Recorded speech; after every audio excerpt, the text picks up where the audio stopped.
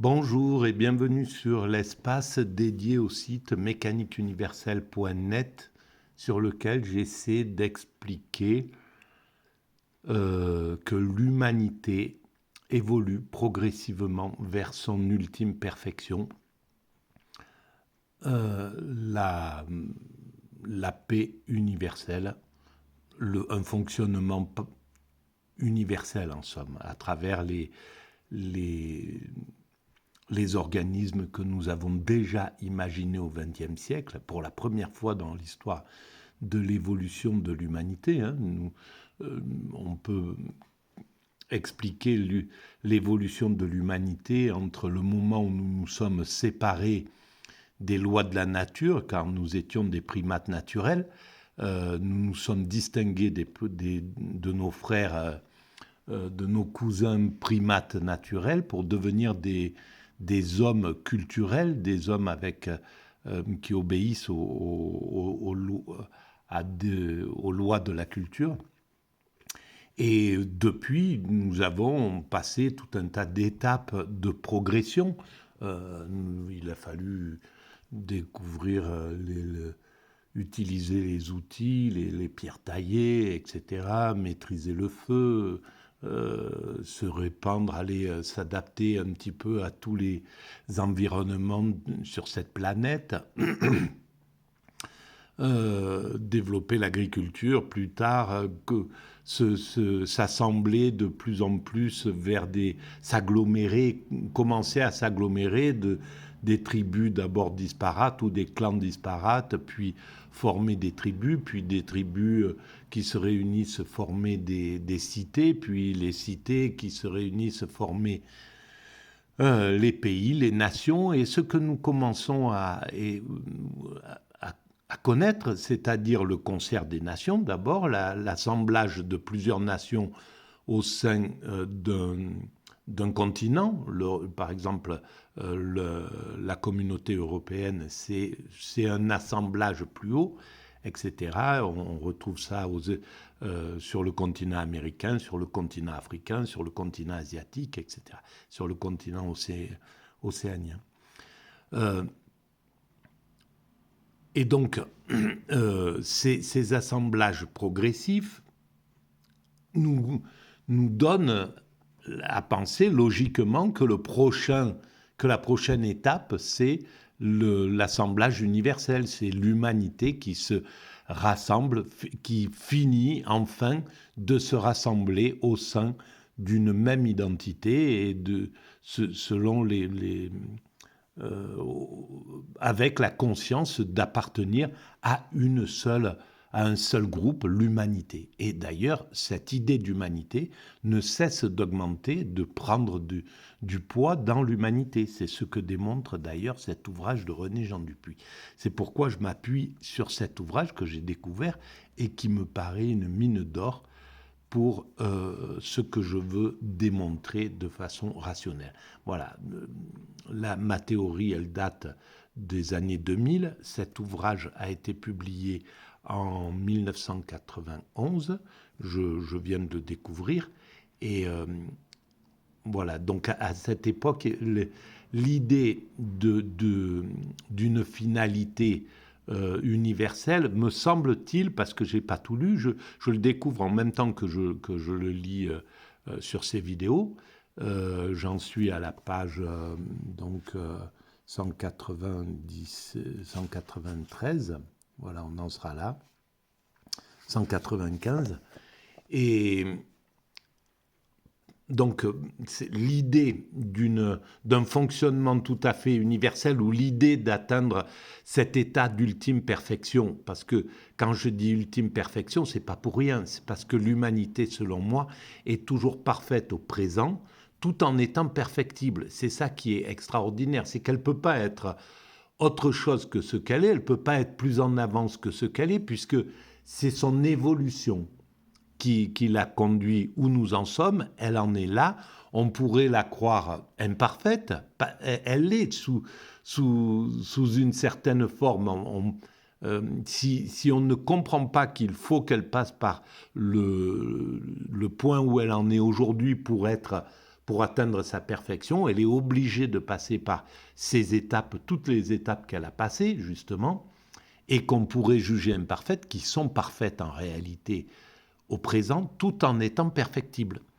Comme pour l'évolution d'un être humain, qui, admettons, son but, c'est d'atteindre la sagesse. Quand il atteint la vieillesse, il atteint la sagesse, il atteint la béatitude, le nirvana, etc. Voilà, c'est ça, pour moi d'ailleurs, le fondement de notre évolution. C'est accéder à l'extase facile, donc à l'état au plus haut niveau de conscience, le plus haut niveau que peut atteindre l'esprit, que peut atteindre la spiritualité d'un être humain. Et c'est ce que nous cherchons intuitivement, sans le savoir. Nous cherchons à atteindre cet état de sérénité absolue, de bonheur absolu qui s'appelle l'extase et que toutes les grandes religions, toutes les grandes philosophies ont plus ou moins expérimenté. Ils ont des éclaireurs qui ont expérimenté ces états et qui les ont révélés à l'humanité. Voilà. Le Bouddha, par exemple, pour ne citer que lui, c'était cette quête d'atteindre la sérénité absolue, voilà, qui transcende tout, y compris la mort. Voilà. Mais ça, je vous renvoie à la lecture de la mécanique universelle pour en savoir un peu plus. Voilà, donc cet ouvrage de René Jean Dupuy est une merveille. Alors, je continue à lire. Donc, on était plus ou moins l'homme.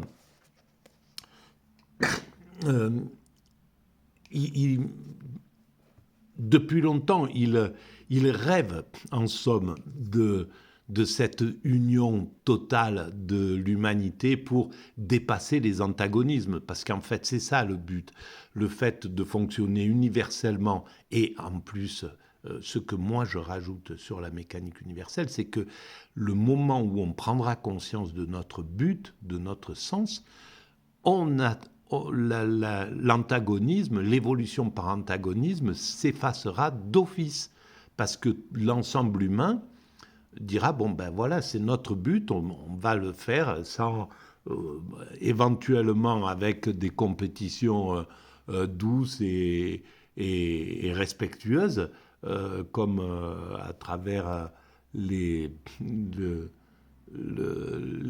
valeurs de Pierre de Coubertin, par exemple. Voilà. Mais on va sortir de cette évolution par antagonisme, par la guerre, par la violence, par la destruction, etc. Puisque maintenant on sait ce qu'on doit construire. Tant qu'on ne sait pas ce qu'on doit construire, qu'on le construit de façon inconsciente, ben on utilise nos pulsions. Et dans nos pulsions, il y a le désir de dominer autrui, de le neutraliser, de le ramener au Moyen-Âge pour certains, comme on a pu l'entendre, des dominants sur la planète. Voilà. Et donc tout ce que nous connaissons actuellement avec la violence que ça induit.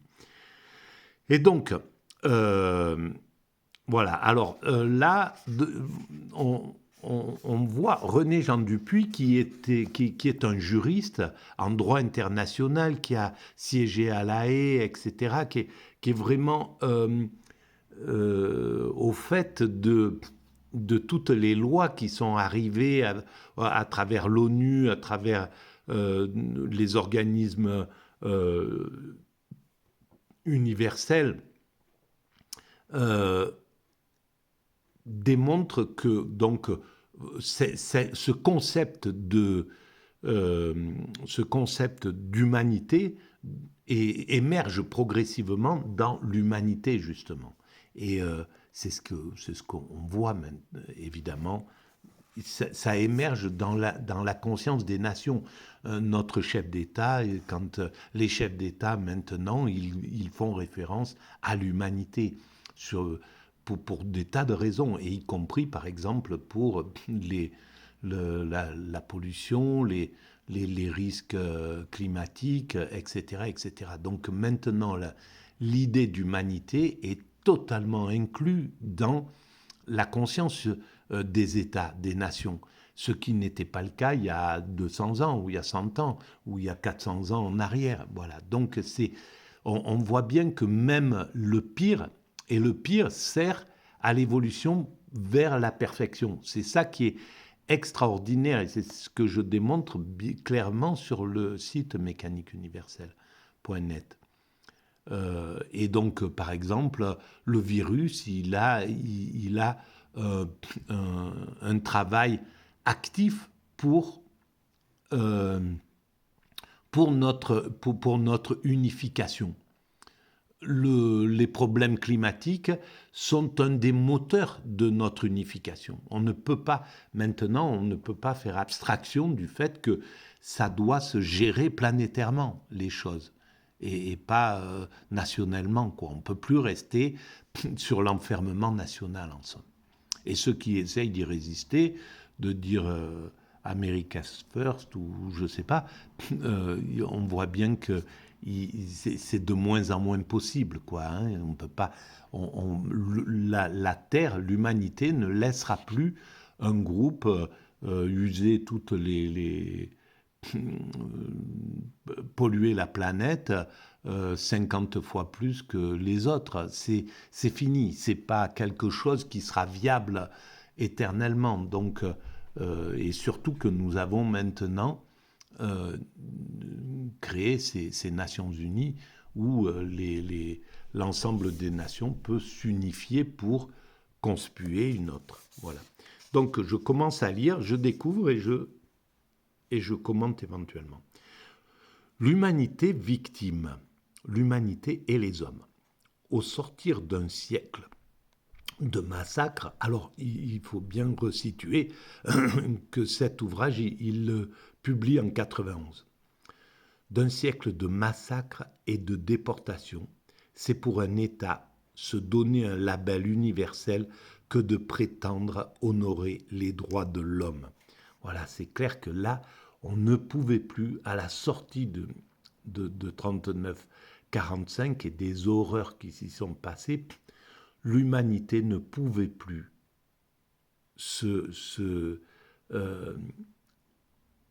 ne pas arriver aux droits de l'homme, aux crimes contre l'humanité, à un jugement universel de ce qui s'était passé.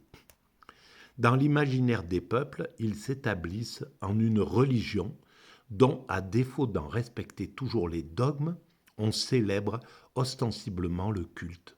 Voilà, c'est ça. Maintenant, les droits de l'homme, c'est quelque chose qui est totalement inclus dans notre esprit, dans l'esprit de l'humanité. Les droits de l'homme offrent une valeur refuge pour tout gouvernement sensible au regard posé sur lui par l'humanité. Voilà pourquoi ils sont devenus le langage commun des Nations Unies. Au prix, il est vrai, de sérieuses équivoques. Les droits de l'homme constituent un bloc universel, ils sont aussi indivisibles.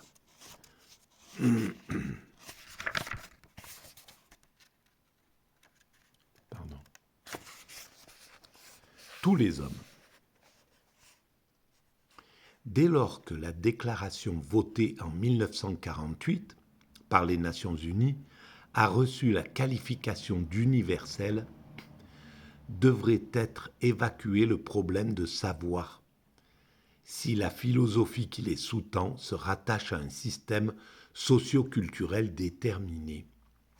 La déclaration a été conçue comme un texte laïque, relié à aucune religion ou idéologie particulière, et qui devrait être acceptable par toutes en dépit de leur diversité. Alors, bien sûr que c'est ça qui s'est imposé, mais on pourrait dire que ils auraient accueilli toutes les religions, l'ensemble des religions, des mystiques et des spiritualités, qu'elles auraient pu s'y fondre tout à fait, parce qu'en fait, c'est exactement dans leur prérogative. Les droits de l'homme, de chaque homme, toutes les religions ont cette vision mystique de l'homme, justement, au contraire.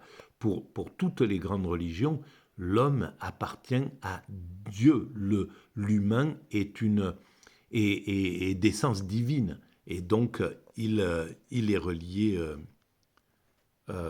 au divin. Et donc, voilà.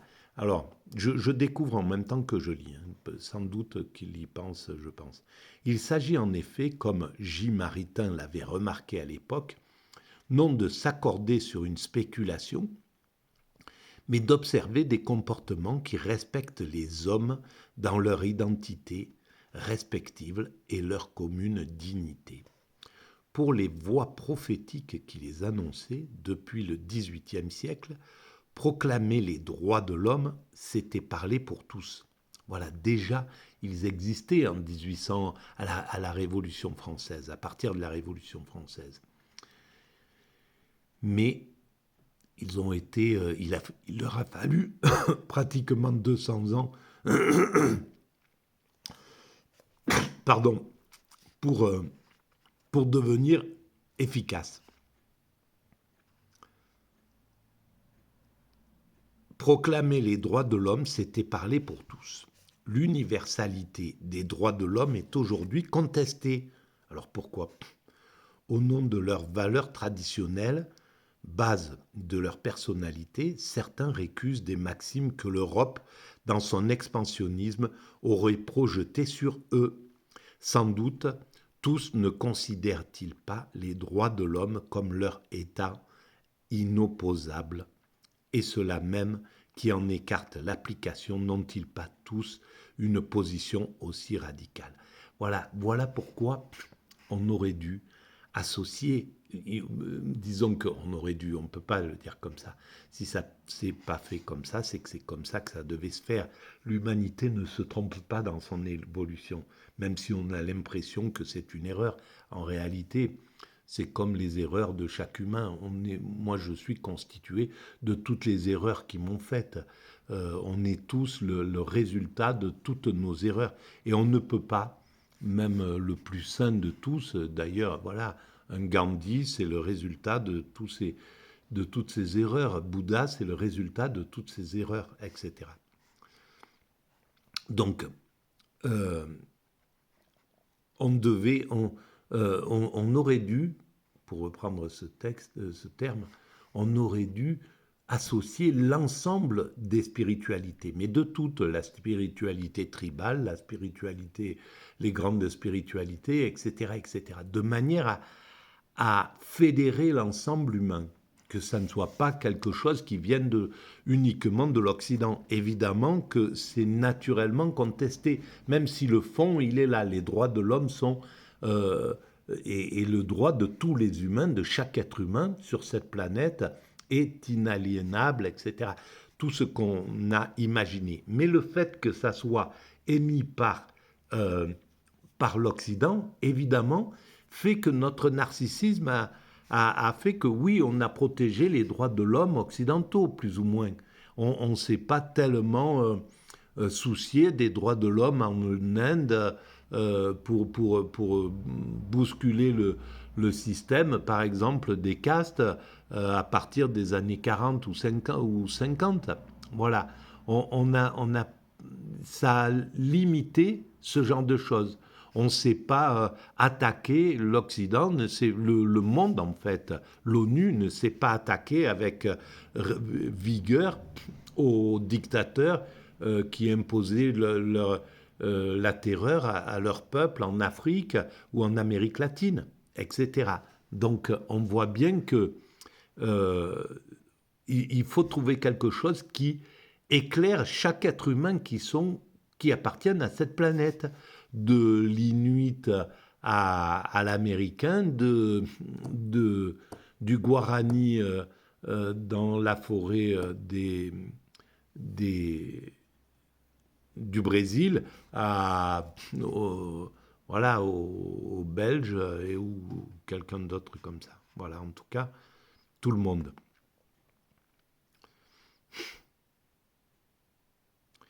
Ils se répartissent, sans doute tous ne considèrent-ils pas le droit de l'homme comme leur étant inopposable, et ceux-là même qui en écartent l'application n'ont-ils pas tous une position aussi radicale? Ils se répartissent en deux groupes. Le premier entend seulement différer la mise en place des droits de l'homme dans leur ordre national, alors que pour le second, le concept de droit universel doit être rejeté. La première démarche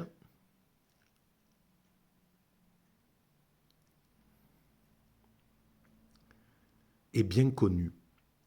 Les pays proférant le marxisme-léninisme dénonçaient dans l'affirmation des droits et libertés une mystification aussi longtemps que le peuple concerné n'aura pas atteint le stade suprême du communisme, celui d'une société sans classe et sans État. Donc là, quand il y avait encore, donc juste un petit peu avant qu'écrive, que publie cet ouvrage René Jean Dupuy, quand il y avait encore la scission entre l'URSS et le capitalisme, entre la lutte entre le communisme et le capitalisme. Le communisme pensait que le capitalisme parlait des droits de l'homme, mais ne voulait pas toucher au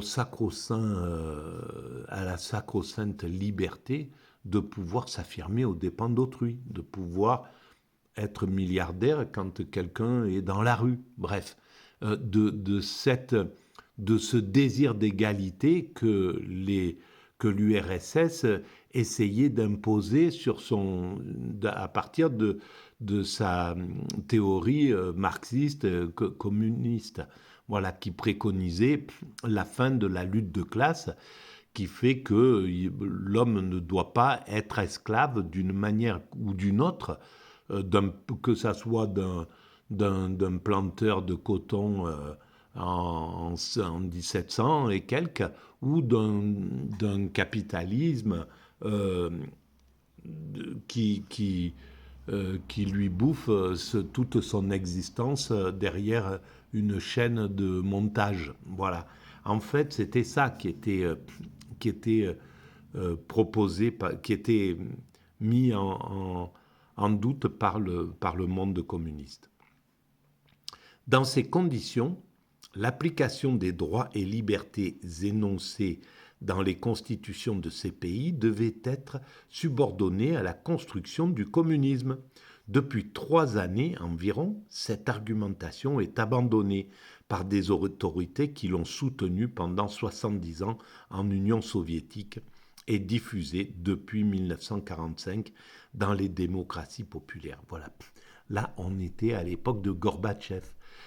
Donc le communisme avait compris qu'il ne pouvait pas se priver de la liberté et de la liberté d'entreprendre, et donc du fait d'être inégalitaire, que cette inégalité de conditions, d'argent, de richesse, etc., était une des conditions pour l'évolution. On ne peut pas, c'est trop tôt pour l'égalité. En définitive, le communisme n'était pas en retard, n'était pas un système obsolète, c'était un système qui était trop avant-gardiste. On arrivera à cette égalité totale. On arrivera, quand je parle que l'humanité atteindra son ultime perfection, il n'y aura plus de système patronal et des employés qui... Voilà, on sera dans un système totalement symbiotique. Mais pour ça, il faut avoir fini de construire l'humanité. Tant qu'on a l'humanité à construire, il faut cette ignominie, on pourrait dire, de gens qui sont avec des conditions, certains qui sont dans le dénuement et d'autres qui accumulent des richesses inouïes, qui thésaurisent les privilèges. Voilà. Malheureusement, on est c'est un des moteurs de la construction humaine. Simplement, il faut parvenir à le faire dévaluer. Alors, hop, petit problème de charge social et patronal. Alors, où est-ce qu'il est ce truc? Là. Voilà. Pardon. Ok. Alors,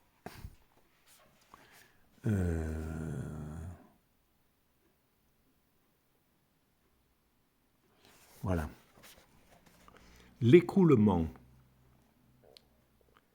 idéologique s'est trouvé accéléré sous la pression de masse résolue à ne pas attendre plus longtemps l'instauration des libertés fondamentales. Il parle du monde post-soviétique qui voulait, voilà, à la chute du mur de Berlin, voilà, ils n'avaient pas envie d'attendre, ils voulaient goûter à ce qu'ils ont toujours regardé comme qu'ils ont toujours espéré, ce monde capitaliste, libéral, etc., qui était de l'autre côté du rideau de fer. Et voilà, ça soulève pas mal de choses. Mais bon, on va en rester là. Cependant, le thème du report des droits de l'homme jusqu'à certains pays du tiers-monde, où l'on prétend en différer l'avènement effectif jusqu'à l'accès au développement. Leur gouvernement ne saurait trouver dans l'alibi de la pauvreté un moyen commode d'échapper à leurs responsabilités. Voilà, c'est ça le truc. S'il ne leur est guère possible de servir à leur population les prestations sociales impliquées par les droits économiques et sociaux, rien ne les autorise à ne pas respecter les droits civils et politiques fondamentaux, spécialement le droit à la vie et celui de n'être pas soumis à des traitements dégradants et humiliants. Voilà. Donc, on est d'accord que l'humanité ne remplit pas son rôle. Et ça, les dominants sont absolument à incriminer parce qu'ils ont les moyens d'accélérer le problème, d'accélérer le travail justement dans tous les pays qui n'offrent pas à chaque être humain, qui les soumettent, ces pays, qui les soumettent à des traitements dégradants et humiliants, qui ne leur donnent pas le droit à la vie, les droits fondamentaux, les droits civiques fondamentaux, etc. Voilà. Et tout simplement, le droit à la dignité, le droit à avoir un toit, de quoi se nourrir, nourrir ses enfants, éduquer ses enfants, etc. Voilà. Et ne pas être inquiété par des puissants, par qui que ce soit qui puisse, par autorité, lui imposer des choses dégradantes ou des choses qui soient interdites. Voilà. Et bien ça, l'humanité aura à le dépasser. Et on le dépassera, c'est clair. Cette négation n'est heureusement pas pratiquée par tous dans le tiers-monde. L'Organisation de l'Unité africaine devait adopter une charte des droits de l'homme et des peuples. On doit observer que l'équilibre qui devrait être établi entre les droits individuels et les droits collectifs n'est pas toujours respecté et que certains pays trouvent dans la proclamation du droit des peuples un moyen de faire ombrage aux droits de l'homme. Ah, voilà. On a vu notamment au Cambodge à quelles extrémités peut conduire l'apostasie de la communauté, conçue comme une abstraction meurtrière. Sans aboutir à de tels abîmes, les membres du second groupe ne se bornent pas à différer l'application des droits de l'homme. Ils en refusent l'éventualité. C'est au nom du droit à la différence que se trouve récusée une philosophie politique et morale considérée comme particulière à l'Occident. Soutenue par des intellectuels, cette position reçoit l'appui de certains gouvernants, heureux de donner au despotisme une base doctrinale. Et à l'époque, il y avait encore de nombreux despotismes en cours sur la planète en 1991, quand il a écrit cet ouvrage. Cette contestation s'affirme comme une réaction, comme la vision contre la vision assimilatrice à l'origine de la philosophie des droits de l'homme. L'Assemblée constituante, en 1791, décrétait les Noirs dans toute l'étendue du terme, en tout assimilés aux Blancs. Décréter les Noirs dans toute l'étendue du terme, en tout assimilé aux Blancs. C'était le minimum.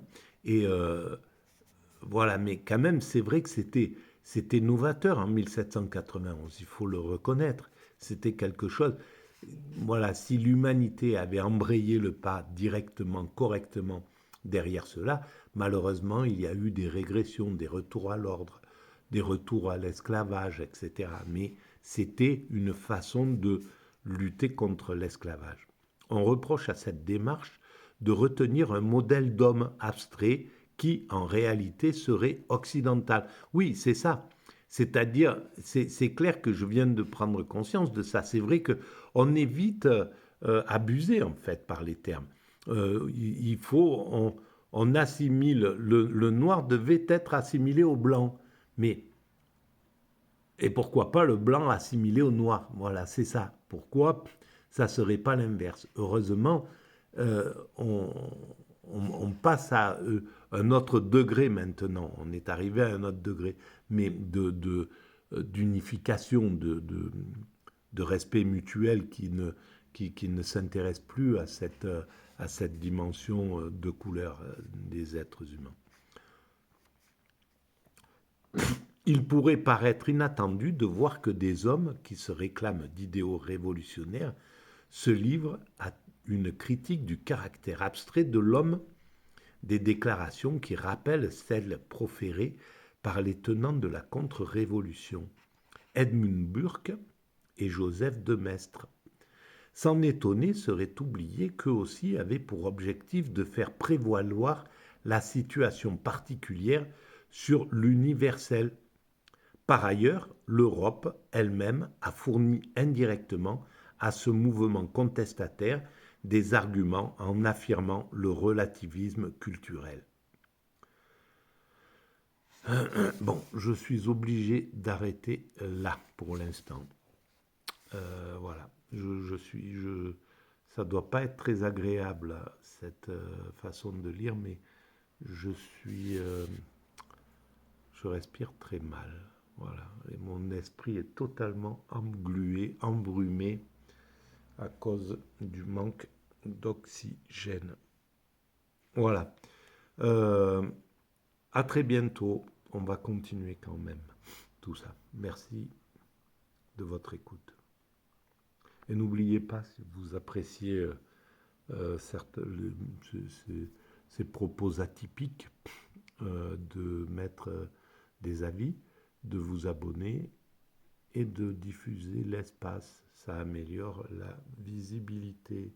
Merci, au revoir.